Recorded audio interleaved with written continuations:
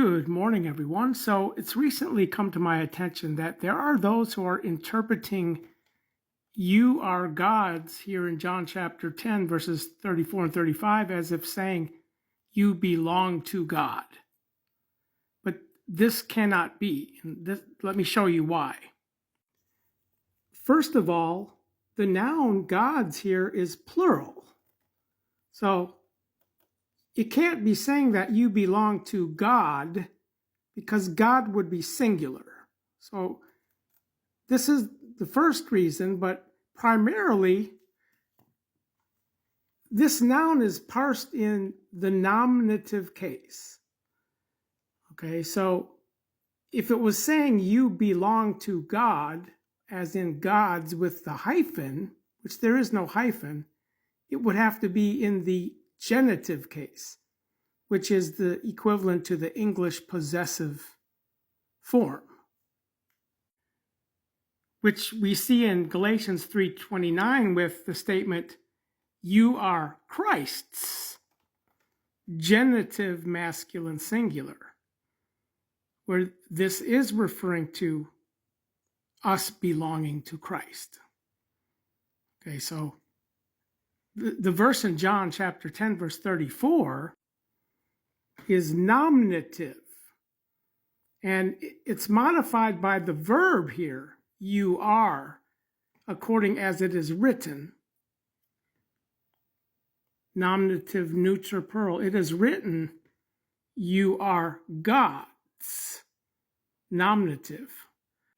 Or again, back to Galatians 3:29, the you are is not a verb, it's a personal pronoun. You are Christ's. Genitive. Where also Christ's here is singular, where gods in John 10:34 is plural. So again, the direct object of the noun in the nominative, gods, is being modified by the verb, you are.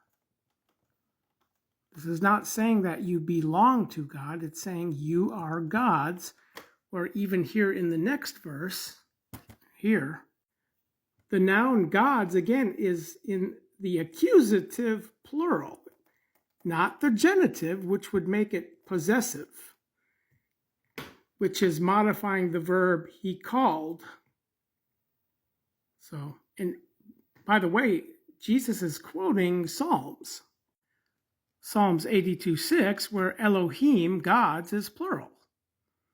And then he didn't read the second half of the verse because it's still future, prophetic future, concerning the curse of Matthew 25:41.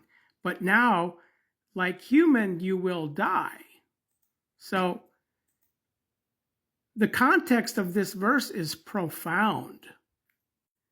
We're interpreting this to say you belong to God negates what is truly being communicated in these verses, which I'm not going to get into in this video.